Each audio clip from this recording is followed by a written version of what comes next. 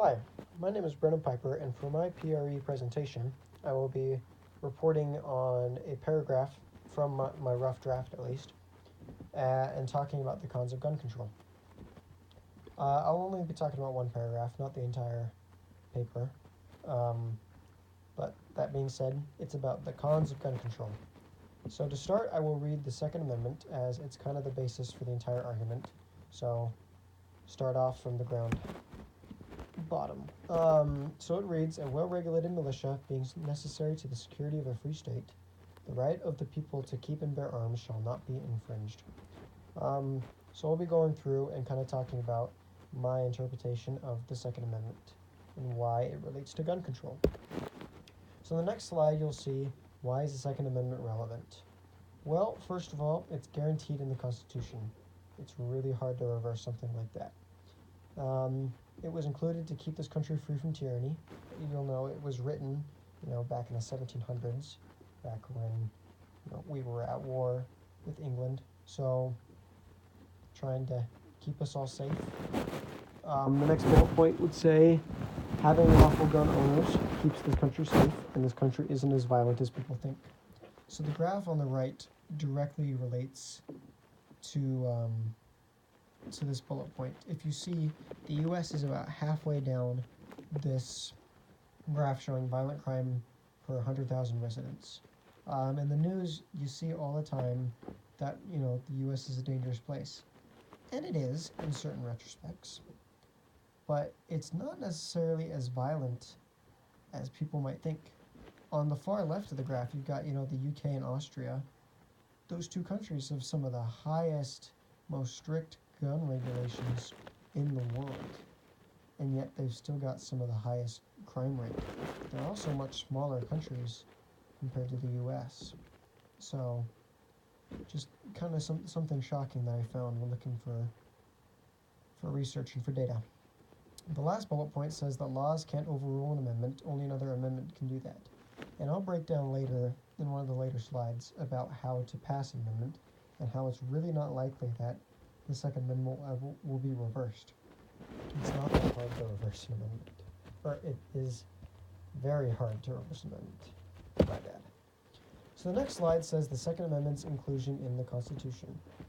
It was included to keep us free from tyranny, to protect local militias, which are comparable to self-defense, and it was made an amendment, not a law, to ensure that it was illegal. I will read a part from my rough draft, as that's all that I have up to this point, kind of talking about how militias relates to self-defense. So militias really aren't used nowadays. They were added into the Constitution because they were popular back when the Constitution was originally written. They were used, or militias were, a town defending itself. It was basically a military made up of the town. They were used as self-defense, not as attackers. And they were useful because the country was less unified, it was harder to communicate, and it was harder to travel other places. So you couldn't just call in the military because it would be hard to call them and get them over there, and then who knows when they would show up, If you needed to defend yourself, you used what you had, which were your people. So we don't really have those nowadays, but if you think about militias being self-defense, that's how you compare the use of militias in the Second Amendment to nowadays, when you've got private gun owners who can defend themselves. And that's kind of the comparison you can make as to how the Second Amendment is still relevant. Because the opposite side of the argument would be that the Second Amendment is outdated and needs to be either revised or replaced. And I really don't think that it is that way, because it is still relevant. It comes in a different word. We don't use militias, but we do use self-defense. So we'll move on to the next slide, which says gun violence versus gun laws. And you've got a couple graphs on the right. So the bullet points read, countries with stricter gun laws and lower gun ownership rates have higher homicide rates. Guns help keep people safe. And then history shows that when countries ban guns, tyranny soon follows. So the graphs on the right show it's these Southern American countries, mostly, that have really, really strict gun laws. You cannot have private gun ownership in most of these countries. Yet they're some of the most violent. You've got Brazil, Chile, Honduras, Mexico, Uruguay, and then Venezuela, along with Jamaica, El Salvador, just really violent places. You might not hear about it all the time because they're not as well documented as the United States, but they are dangerous places. A lot of gangs, and one of the issues is that citizens are not allowed to own guns privately. They can't defend themselves. They are at the mercy of other people who do own guns.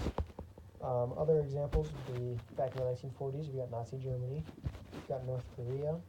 Just when people can't own guns and protect themselves, they are subject to being taken over. So something interesting I found. On the next slide, we've got how to repeal an amendment. So amendments are not easy to pass. Just a statistic I found that said that it is more likely to live to being 80 than live being 80 after being struck by lightning than to pass an amendment.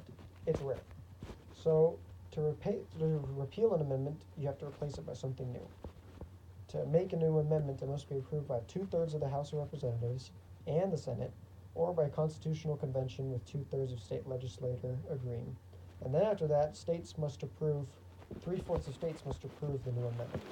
There's a picture on the right kind of breaking down the whole process. It's not easy. So the recap here is to show that the Second Amendment is here to stay. So to recap, my 4 bullet points: gun ownership is guaranteed in the Constitution. It can only be replaced or repealed by another amendment. When there are more gun owners, there are less gun-related crimes. And when guns are banned, people are more subject to tyranny. And that's what I've got. On the next slide, you'll see some of my sources. And then if you've got any questions or comments, please leave them below. Thank you.